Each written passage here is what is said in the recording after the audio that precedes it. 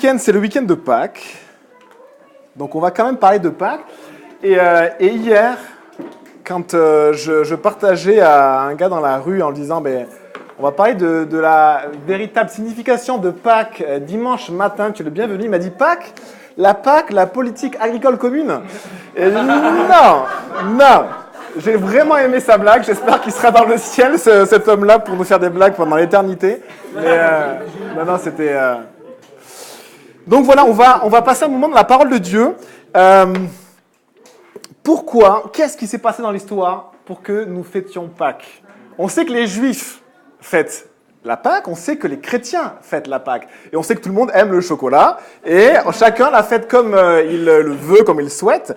Mais il s'est vraiment passé des événements historiques il y a plusieurs milliers d'années et qui expliquent pourquoi on fête Pâques. Et alors, on va plonger ensemble dans la parole de Dieu et on va revenir sur des événements qu'une famille a vécu il y a bien longtemps. Vraiment longtemps, 2000 ans avant Jésus-Christ, ça commence là. Et après, on va suivre cette famille, génération après génération, pendant quelques heures simplement, jusqu'à le temps de Moïse. Et puis après, on va continuer jusqu'au temps de Jésus. Je vous invite à prendre vos Bibles dans Genèse et au chapitre 12.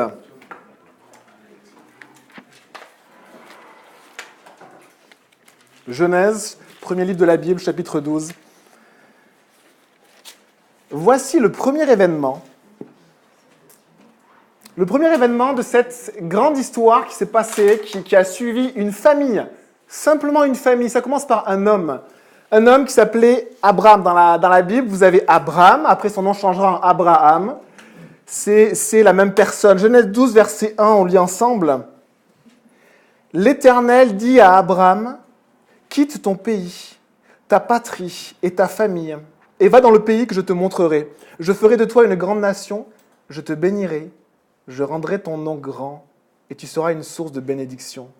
Je bénirai ceux qui te béniront, et je maudirai ceux qui te maudiront, et toutes les familles de la terre seront bénies en toi. » Abraham partit conformément à la parole de l'Éternel. Prions. Seigneur Jésus, on vient près de toi et on a besoin de toi, on a besoin de ton Esprit Saint. La prière ce matin, c'est simplement expose ta parole à nos cœurs. Montre ce que toi tu as à nous dire et montre aussi la puissance de ta parole, s'il te plaît.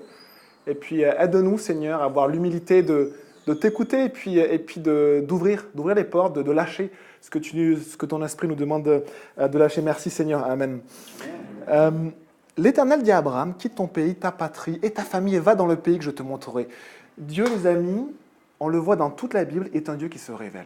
Et c'est un Dieu qui parle. Et on va voir que parfois, effectivement, il parle indirectement à l'homme. Il parle indirectement et il y a quelques jours, on a une grande église, Notre-Dame, qui a brûlé en 3 heures. Ça a fait les nouvelles du monde entier.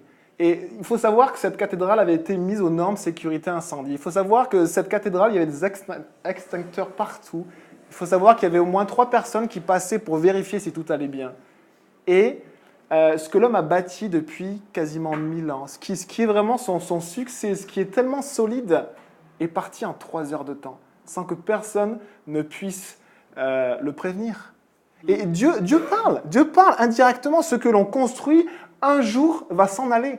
Et même si c'est solide, même si ça a plusieurs siècles d'histoire, même si c'est notre force, notre succès, là où on met vraiment notre confiance, eh bien, ça peut partir du jour au lendemain et même en quelques heures. Dieu se révèle. Il s'est révélé à Abraham il y a 4000 ans, mais il se révèle aussi à nos jours. Et je vous invite à juste écouter ce texte. Un très très vieux texte. C'est le texte de Job. On ne sait pas si c'est un texte qui a été écrit pendant les patriarches ou même avant. On ne sait pas. Mais écoutez ceci. Je vous lis. Job 33, verset 14. Et pourtant, Dieu nous parle. Et pourtant, Dieu nous parle, tantôt d'une manière, et puis tantôt d'une autre, mais l'on n'y prend pas garde. Il parle par des songes et des visions nocturnes. Et il fera ça avec les descendants d'Abraham. Il va parler aussi par des rêves particuliers où on sait que ce n'est pas un rêve habituel. On sait qu'à un moment donné, il y a quelque chose de plus qui annonce soit des événements, ou soit qui sont une révélation de Dieu. Dieu parle encore aujourd'hui par des songes et des visions nocturnes. Et Dieu parle également par les circonstances. Et on le voit autour de nous, il parle indirectement, il parle directement. Mais regardez, je vous lis la suite, il se révèle à l'oreille des hommes. C'est-à-dire que Dieu, aussi nous parle personnellement, scellant les instructions dont il les avertit. Et regardez le but de Dieu, afin d'écarter l'homme de ses agissements. Ce qu'on ne réalise pas, c'est que l'homme commet de mauvaises actions. Et Dieu parle personnellement avec ses propres mots, et pour écarter l'homme de ses mauvaises actions, et de le préserver de l'orgueil. Sacré fichu orgueil de l'être humain. Et Dieu est là pour nous parler personnellement à chacun. Dieu parle par des songes, par des événements, Dieu parle par sa parole personnellement. Et regardez aussi ça, et ça c'est moins marrant. Je continue ce texte de Job, ou encore, il corrige l'homme par la souffrance. Dieu, c'est pas très agréable de l'entendre, parle également par la souffrance. Dieu permet la souffrance sur des peuples, dans nos vies, pour également nous parler. Et je vous lis la suite de cet homme qui a été travaillé par la souffrance. Et il dit même que le voilà dégoûté de toute nourriture, il n'a plus d'appétit, à vue d'œil son corps dépérit. Il s'approche de la fosse, s'approche de la mort. Et on verra que Dieu envoie aussi une solution. Mais Dieu agit par la souffrance pour nous apprendre parfois l'humilité et pour simplement nous apprendre aussi à écouter. On entend souvent, mais oui, si Dieu existait, qu'il me parle, qu'il se révèle. Mais Dieu parle et Dieu se révèle, mais écoute! Il faut écouter. Et pour écouter, il faut accepter d'écouter. Accepter que Dieu parle directement, indirectement et aussi personnellement. Alors on reprend ce que Dieu a dit à Abraham parce que Dieu a parlé à un homme. Et cet homme-là était berger, il avait beaucoup de biens, il avait des troupeaux, mais il vivait aussi dans une civilisation, la civilisation sumérienne, c'était la plus grande civilisation de son temps. Et une culture vraiment avec un grand niveau d'éducation et puis un grand niveau de richesse. Et il y a 4000 ans, Dieu dit à Abraham, quitte ton pays, ta patrie et ta famille et va dans le pays que je te montrerai. Les amis, ici Dieu demande à Abraham de prendre une autre direction dans sa vie et de suivre la direction que Dieu lui montre. Et Dieu fait la même chose aujourd'hui à chacun d'entre nous. Dieu nous demande de prendre une nouvelle direction dans notre vie. Et regardez, quelle direction? Quelle direction? Et Dieu dit simplement là où je te montrerai. C'est-à-dire, quitte tout, vas-y, et je te dirai où aller. Mais où? Je te dirai. Mais où? Je te dirai. Je te dirai. Et je ferai de toi une grande nation. Je te bénirai, je rendrai ton nom grand. Dieu demande à l'homme, à chacun d'entre nous, à Abraham et à chacun d'entre nous, de nous engager dans une nouvelle voie, de prendre un nouveau chemin dans notre vie. C'est vraiment un engagement. Et c'est un pas de foi parce qu'on ne sait pas qu'est-ce qui va se passer juste après. Et on est obligé de se baser sur ce que Dieu nous dit. Dieu m'a dit d'aller par là. J'y vais parce que j'ai confiance en lui. Et c'est la foi, mais je ne sais pas qu'est-ce qui va arriver juste après. Mais regardez ce que Dieu fait. Dieu demande un engagement à Abraham, mais Dieu aussi s'engage. Dieu lui-même s'engage. Dieu demande un engagement à l'homme, mais lui-même s'engage. Et si l'homme parfois est infidèle à ses engagements, si l'homme parfois trompe sa femme, trompe son mari, si on a des engagements que l'on brise avec nos collègues, dans notre travail, avec nos amitiés, avec nos enfants, on brise les engagements, écoutez ça, Dieu lui demeure fidèle et il ne rompt pas ses engagements. Donc Dieu demande à Abraham un engagement, mais lui-même s'engage. Et j'espère qu'on va voir la même chose dans la parole de Dieu ce matin, c'est qu'on va voir les générations qui ont suivi Abraham, et on va voir que Dieu demeure fidèle. Amen. Que Dieu demeure fidèle et que la parole qui dit, même si c'est 3 paroles, a une véracité, une solidité incroyable et traverse toute l'histoire. Les cathédrales partent en fumée, mais la parole de Dieu restera. Restera. Et il dit ceci, je te bénirai abondamment. Oui, je te demande quelque chose de très dur, de tout quitter et de prendre une direction que tu ne connais pas. Et je vais te dire où aller. Oui, je te demande cela, mais moi, je vais aussi te bénir abondamment dans ta vie. Et cette bénédiction même va bien au-delà de ta vie. Je vais te bénir toi, je vais bénir ta famille et je vais bénir la vie après la mort. Je vais te bénir. Tu seras une source de bénédiction. Je bénirai ceux qui te béniront et je maudirai ceux qui te maudiront, et toutes les familles de la terre seront bénies en toi. Je te bénirai toi, ta famille, tes descendants et ceux qui sont autour de toi. Et je bénirai ceux qui seront autour de toi, ceux qui te béniront, et je vais même te protéger. Et ceux qui voudront te faire du mal, c'est ça les gens qui maudissent, ceux qui voudront te faire du mal, sache que le mal, un jour, retournera contre eux. On a souvent l'idée d'un Dieu vengeur, mais sachez que s'il se passe des fléaux sur la terre, c'est simplement que le mal que l'homme commet retourne à un moment donné sur lui-même. Abraham partit conformément à la parole de l'Éternel.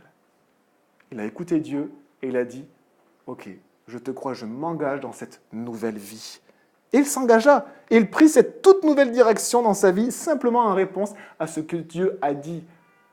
Dieu a parlé et Abraham a cru. Et pour résumer la vie d'Abraham, on peut citer ce verset. Là, je vous résume toute la vie d'Abraham, on passera à la génération d'après. Abraham a eu confiance en Dieu, a mis sa foi en lui. Et Dieu, en portant sa foi à son crédit, Dieu, en voyant sa foi, l'a déclaré juste et l'a appelé son ami. Dieu a aimé la vie d'Abraham et l'a considéré comme juste. Mais les amis, le problème de la parole de Dieu, c'est qu'elle dit la vérité, ce que les hommes font de bon et ce que les hommes font de mauvais. Et je ne suis pas d'accord avec ce qui est dit là, parce qu'Abraham s'est aussi planté dans sa vie. Il a vraiment commis des erreurs. Il a vraiment délaissé à un moment donné sa femme. Il a vraiment mal agi. Et Dieu, quand même, à la fin de sa vie, va dire, mais je te considère, je te vois comme juste. Un juste, c'est quelqu'un qui ne commet pas de mauvaises actions, qui n'a pas de mauvaises pensées. Mais qui peut être juste? J'aimerais bien connaître un seul juste sur cette planète. On en connaît un, mais un seul dans l'histoire de toute l'humanité. Mais regardez ça, Dieu a regardé Abraham et il a vu comme étant un juste. Malgré le fait qu'Abraham a eu des hauts et des bas dans sa vie et qu'il n'a pas toujours été droit, juste et bon, mais comment Dieu peut-il le considérer comme juste? Comment Dieu a-t-il pu considérer quelqu'un qui s'est planté, qui a commis de mauvaises actions, comme un juste et comme l'ami de Dieu? Les amis, Dieu a regardé Abraham avec un filtre. Il a regardé Abraham avec un filtre. Et il a considéré comme étant une belle personne juste, malgré ses erreurs. Dieu honore la foi. Dieu honore celui qui veut s'approcher de lui et qui veut l'écouter et mettre en pratique sa parole.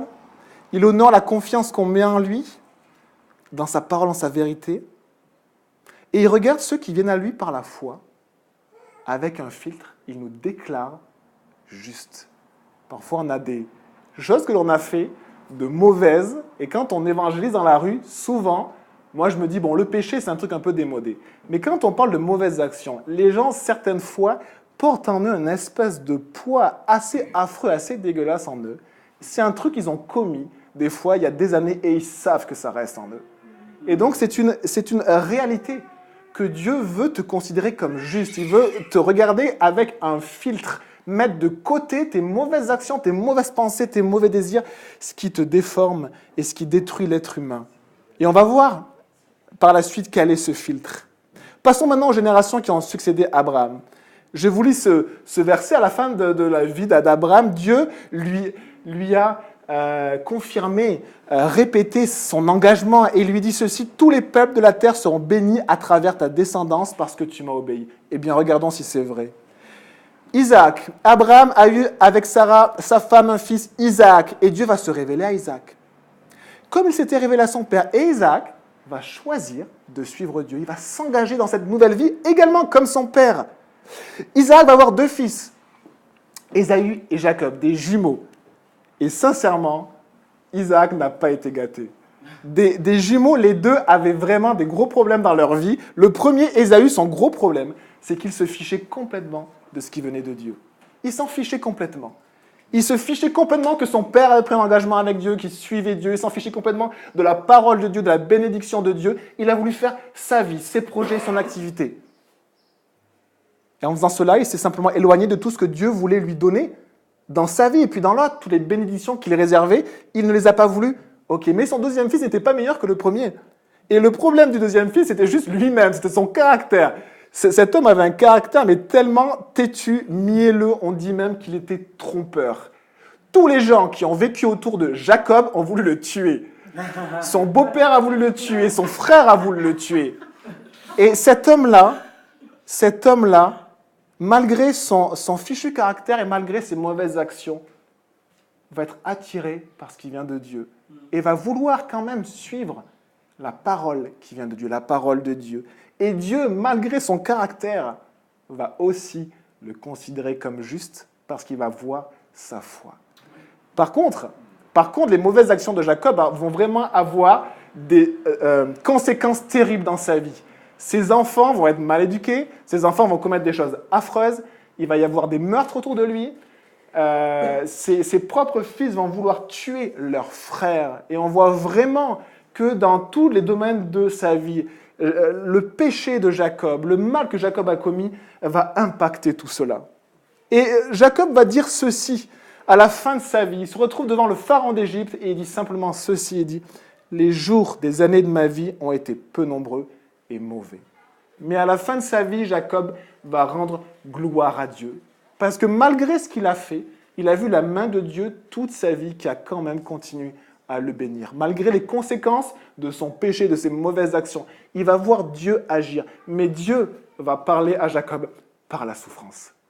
Il va vraiment parler à Jacob par la souffrance. Il va être privé de ce qui était le plus cher pour lui. Sa femme qu'il aimait va mourir assez tôt. Son fils qu'il aimait tellement, il va être privé de lui pendant des dizaines d'années. Job 33, Dieu corrige l'homme aussi par la souffrance. Et Jacob avait un cœur dur, et Dieu va travailler en Jacob par la souffrance toute sa vie. Et à la fin, il va pouvoir adorer Dieu et lui dire « Mais merci Seigneur d'avoir agi dans ma vie, merci de te connaître, que toute la gloire te soit rendue. »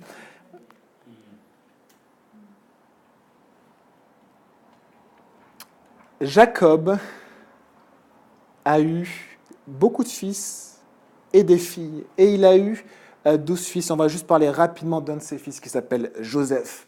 Et on voit la main de Dieu. Dieu a parlé une fois à Abraham, mais Dieu est là, génération après génération. Il a dit, je te bénirai, Dieu bénit, génération après génération. Pendant la vie de Joseph, Dieu va parler à l'homme par des songes. Et Dieu va donner à Joseph ce don de comprendre un songe. Et Joseph, toute sa vie, va dire, mais ça ne vient pas de moi, ça vient juste de Dieu. Et Dieu va parler pendant la génération de Joseph par des songes. Les frères de Joseph vont vouloir le tuer, et finalement, ils vont le vendre comme esclave. Joseph va se retrouver esclave en Égypte, mais même esclave, Joseph va garder sa foi en Dieu et va avoir confiance en Dieu. Et Dieu va le bénir esclave. Et alors qu'il le bénit, alors que son maître lui donne en plus la responsabilité de tous ses biens, il va être accusé injustement et se retrouve en prison. Et tout le monde dit, merci, où est Dieu dans tout ça? Tu me parles d'un Dieu qui bénit. Joseph va continuer à avoir confiance en Dieu, même dans la prison. Et Dieu va le bénir même dans la prison. On est d'accord que la situation dans une prison, le mode de vie n'est pas très confortable. Et Joseph va continuer à avoir foi en son Dieu. Et Dieu va le bénir dans la prison. Et le chef de la prison va lui donner des responsabilités. Et un jour, on va faire sortir Joseph de cette prison parce qu'il avait marqué certaines personnes qui travaillaient auprès du pharaon en leur expliquant ses rêves. Et Joseph, qui est juste un esclave, qui devait être vraiment sale, puant, le lave vite, on le rase et il se retrouve devant Pharaon. Et le Pharaon avait fait un songe. Dieu parlait au Pharaon par un songe. Et le Pharaon voulait savoir ce que signifiait ce songe. Mais ni ses sorciers ne pouvaient expliquer ce que Dieu disait, ni ses prêtres des dieux égyptiens ne pouvaient expliquer ce que Dieu disait. Et Joseph va simplement écouter le rêve du Pharaon et va lui dire, mais Dieu va me donner l'explication. Et Joseph va transmettre cette explication-là. Dieu parlait au Pharaon pour le préparer à une famine de 7 ans qui allait s'abattre dans tout le pays d'Égypte. Et quand il va comprendre cela, tout le pays va se préparer et Joseph va être gouverneur de toute l'Égypte. Et là, les gens vont dire, oui, d'accord, là, Dieu bénit. Ok, là, c'est vrai, Dieu bénit. Mais Dieu a béni depuis le début, aussi dans la souffrance, et aussi dans la prison, et aussi dans l'esclavage. Dieu était là et mettait sa main sur Joseph. Regardez à la fin de sa vie ce que Joseph a dit, après on passera à la génération d'après. Vous aviez projeté de me faire du mal. Il parle à ses propres frères. Vous aviez projeté de me faire du mal. Vous avez voulu me tuer. Vous m'avez vendu comme esclave. Dieu l'a changé en bien pour accomplir ce qui arrive aujourd'hui, pour sauver la vie, un peuple nombreux. Dieu change la conséquence de nos mauvaises actions en bénédiction. On a un poids qui est lié souvent à nos mauvais choix, à nos erreurs et à nos mauvaises actions. La puissance de Dieu peut changer cela en bénédiction. Et on va traverser plusieurs siècles pour arriver vraiment au cœur de cette fête de Pâques, la première fois que cette fête de Pâques a été célébrée. Alors que Dieu est resté fidèle, il a béni à la fois la famille de Joseph, il a béni toute l'Égypte, qui était le pays le plus puissant à l'époque, il a béni les pays alentours de l'Égypte. Juste parce qu'il y avait une famille d'Hébreux qui croyaient en Dieu, il a béni tout le monde. Et l'Égypte a pu être sauvegardée d'un fléau terrible, une famine de 7 ans qui peut détruire des empires. Il a même sauvé les peuples alentours. Et la famille de Joseph va même le retrouver. Son père va le retrouver. Et toute cette famille-là va vivre en Égypte, dans la meilleure partie du pays, pendant des siècles, en liberté. Des siècles après, Exode 1, verset 8, voilà ce qu'on lit. On est à peu près vers 1400 avant Jésus-Christ. Un nouveau roi parvint au pouvoir en Égypte, un roi qui n'avait pas connu Joseph. Dieu parle une fois, 2 fois, on n'y prend pas garde, et même quand on y prend garde, on oublie. L'Égypte entière avait été bénie grâce à Joseph. L'Égypte entière, les peuples alentours. Et on sait que les Égyptiens pouvaient garder en mémoire pendant des millénaires ce qui s'était passé. Avec les hiéroglyphes, on connaît l'histoire de plusieurs pharaons. Et là, on lit, un nouveau roi parvint au pouvoir en Égypte, un roi qui n'avait pas connu Joseph. Et c'est un peu terrible de se dire que Dieu parle une fois, 2 fois, et il continue. Et il continue parce que l'homme oublie.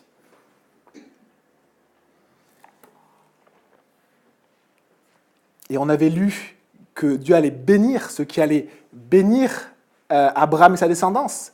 On lit qu'ils ont été une source de bénédiction, que tous les peuples seront bénis.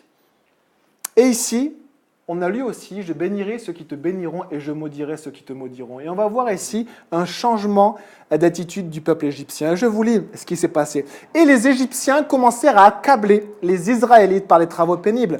C'est ainsi qu'on construisit les villes de Python et de Ramsès destinées à servir d'entrepôt au Pharaon. Mais plus on accablait les Israélites, plus ils devenaient nombreux au point que l'on éprouva de la haine contre eux. Ce n'est pas la première fois dans l'histoire de l'humanité que l'on éprouve de la haine envers le peuple juif. Ça a commencé 1400 ans avant Jésus-Christ. Un peuple entier a voulu détruire le peuple juif. Et on sait que dans l'histoire, malheureusement, ça s'est répété. Mais regardons ce qui s'est passé par la suite. Alors les Égyptiens soumirent les Israélites à un dur esclavage. Dieu avait envoyé Joseph pour sauver son peuple de la famine, et même l'Égypte de la famine, et tous les peuples. Dieu va envoyer Moïse pour sauver son peuple de l'esclavage et de l'oppression de l'Égypte. Et regardez, je vous propose simplement cette rencontre entre un homme qui a été brisé aussi par la souffrance. Il pensait être grand, Dieu l'a brisé par la souffrance. Il devait être un des ministres du Pharaon. Il a été berger dans le désert pendant 40 ans. Ce n'est pas la carrière qu'on souhaite à tout le monde, surtout pour quelqu'un qui a vécu dans un palais. Et après 40 ans de vie en tant que berger dans le désert, je vous lis cette rencontre. Dieu appela du milieu du buisson Moïse. Moïse est berger et il voit simplement un feu. Ça arrivait souvent dans le désert. Les buissons prenaient feu parce qu'il faisait très très chaud. Et là, il voit qu'il y a un feu et puis tout d'un coup, il voit que le buisson ne se consume pas. Comme si les feuilles ne partent pas en fumée, le buisson reste vert mais il y a un feu. Alors il s'approche et tout d'un coup, il entend « Moïse, Moïse !» Il répondit « Me voici !» Et Dieu dit, ne t'approche pas d'ici, retire tes sandales, car l'endroit où tu te tiens est une terre sainte. Il ajouta, je suis le Dieu de ton père, le Dieu d'Abraham, le Dieu d'Isaac et le Dieu de Jacob. Moïse cacha son visage car il avait peur de regarder Dieu. L'Éternel dit, « J'ai vu la souffrance de mon peuple qui est en Égypte, et j'ai entendu les cris qu'il pousse devant ses oppresseurs. Je connais ses douleurs. Je suis descendu pour le délivrer de la domination des Égyptiens et pour le faire monter de ce pays jusque dans un bon et vaste pays, un pays où coule le lait et le miel. Maintenant, les cris des Israélites sont venus jusqu'à moi. Vas-y, je t'enverrai vers le Pharaon et tu feras sortir d'Égypte mon peuple. » Les Israélites, on connaît ce gospel, let my people go, c'est vraiment laisse partir mon peuple qui est sous l'esclavage. Alors Moïse résista à Dieu, une fois, deux fois, trois fois, quatre fois, cinq fois, comme nous, et à un moment donné, il a dit, ok, je vais obéir à Dieu. Et puis il se présenta devant le Pharaon, avec des signes et des prodiges, vraiment la puissance de Dieu. Et il demanda au Pharaon de la part de Dieu de laisser partir le peuple d'Israël. Le Pharaon refusa encore, et il l'opprima de plus en plus, encore plus durement les Israélites. Alors, pour que le Pharaon et le peuple d'Égypte lèvent les yeux vers le ciel, Dieu va corriger l'homme par la souffrance. Dieu va envoyer des fléaux sur le pays d'Égypte. Et à chaque fléau qui allait arriver, il envoyait Moïse avant pour le prévenir. Le peuple d'Égypte et le Pharaon étaient prévenus, et Dieu disait, mais écoute simplement la parole de Dieu, parce que sinon, le mal que tu fais va se retourner contre toi et va se passer ceci. Et le Pharaon n'écoutait pas et se fichait complètement de ce que Dieu disait. Dieu va changer l'eau du Nil en sang. Le pays va être impacté. Avec tout ce que ça engendre, le Pharaon, en voyant cela, ne changea pas d'avis. Dieu va envoyer Moïse encore pour lui dire, s'il te plaît, fais partir le peuple de Dieu, le peuple d'Israël.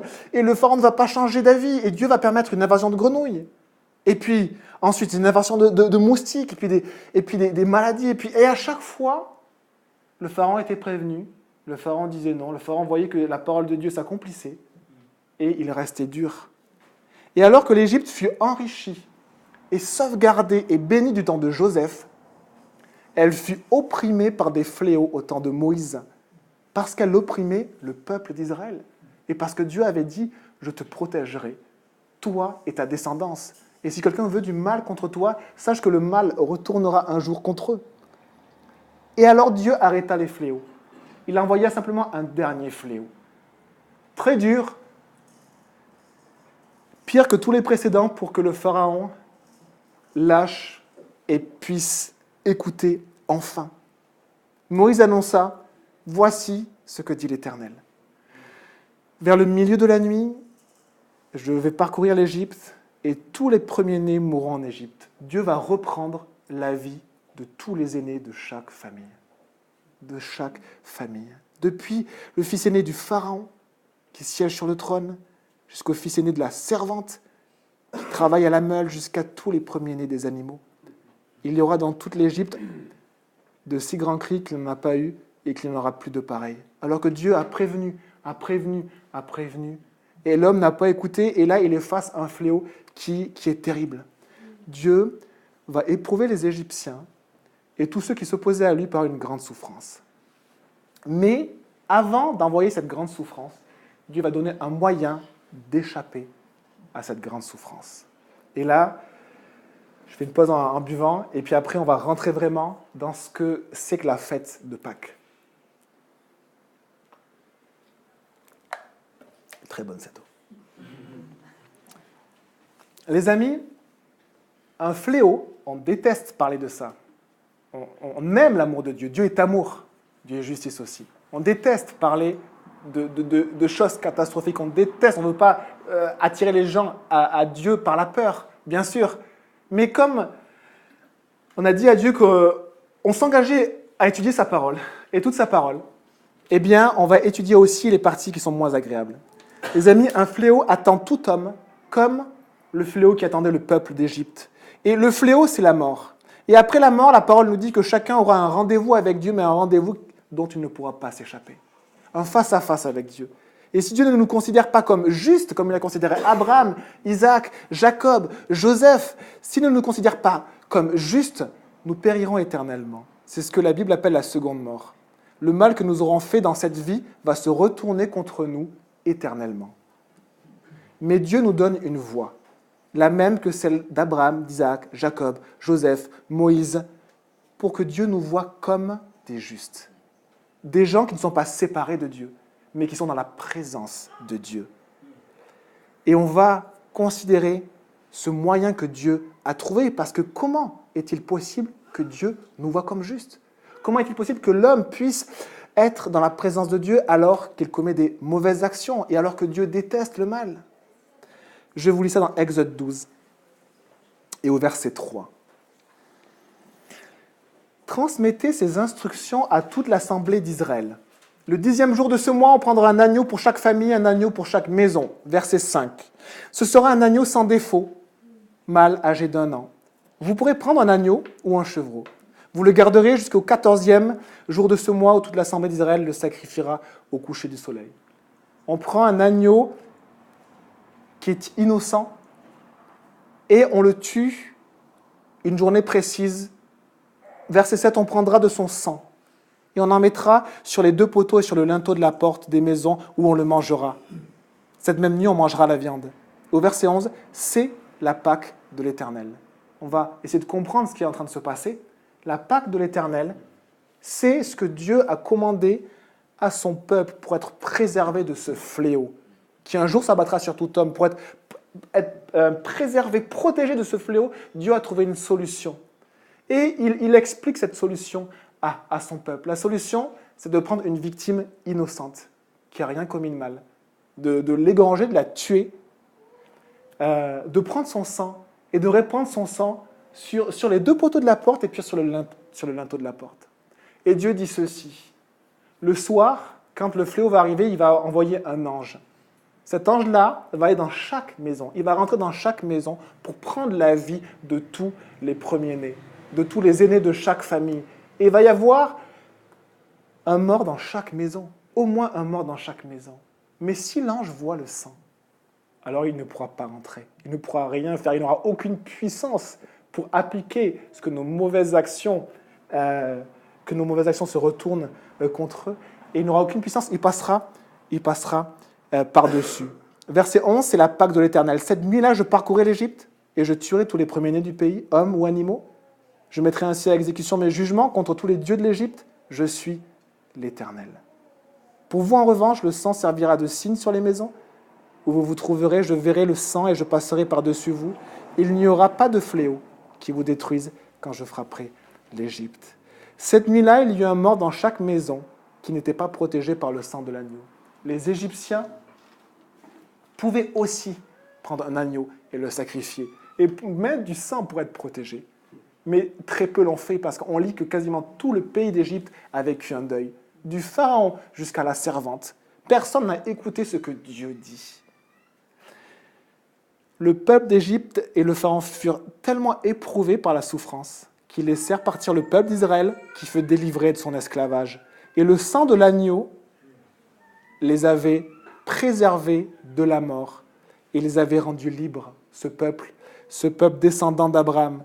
Et voilà pourquoi on mange l'agneau pascal à Pâques. Dieu a marqué son peuple par ce sacrifice, qui les protégeait et les libérait de l'esclavage. On a bientôt fini. Après ce fléau, le pharaon a fait partir le peuple d'Égypte et le peuple a été délivré à la fois de la mort, qui s'abattait sur le pays, et à la fois de l'esclavage. Ils étaient réellement libres. Et on va finir avec cette dernière partie. Il y a 4000 ans, donc moins 2000 avant Jésus-Christ, Dieu a parlé à Abraham. Toutes les générations qui ont suivi, on a vu qu'il y avait une personne dans cette famille qui a suivi la parole de Dieu. Moins 1700, Dieu a envoyé Joseph pour libérer sa famille d'une terrible famine. Moins 1400, Dieu a envoyé Moïse pour le libérer de l'esclavage d'Égypte. Et puis 1400 ans après, Dieu a continué son œuvre et a envoyé son fils Jésus. Et Jésus est né dans une étable, humblement et miraculeusement. Et il a vécu une vie sans forcément se faire remarquer, mais il n'a rien commis de mauvais, ni aucun désir mauvais, ni aucune action mauvaise, ni aucune pensée mauvaise. Et cet homme-là est devenu un enseignant de la parole de Dieu, et on va le mettre à mort, sans aucune raison. Il va mourir sur une croix alors qu'il était innocent, comme cet agneau pendant la Pâque que l'on a pris, que l'on a égorgé pour mettre du sang. Car Dieu a tant aimé le monde qu'il a donné son Fils unique, afin que quiconque croit en lui ne périsse pas, mais qu'il ait la vie éternelle. Et je vais m'arrêter là. Dieu veut simplement donner la vie éternelle par Jésus et nous protéger de la mort et des fléaux à venir par le sang de son Fils. Il veut te bénir toi, mais aussi ta famille, mais aussi tes enfants. Et les enfants de tes enfants, il veut bénir ta vie, celle même qui a après. Jésus est mort pour nos mauvaises actions, nos mauvaises pensées, nos mauvais désirs. Il a été crucifié à cause de cela. Et les amis, le filtre que Dieu met sur nous pour nous voir justes, il n'y en a qu'un, c'est Jésus. Si vous voulez être juste, demandez à Jésus de transformer votre cœur. Et on va prier maintenant.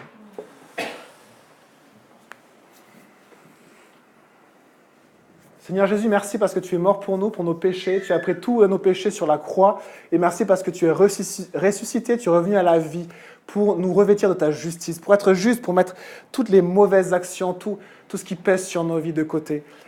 Seigneur Jésus, tu nous appelles chacun et tu nous invites à prendre une nouvelle direction dans nos vies, une direction difficile, avec de la souffrance, mais avec tes bénédictions.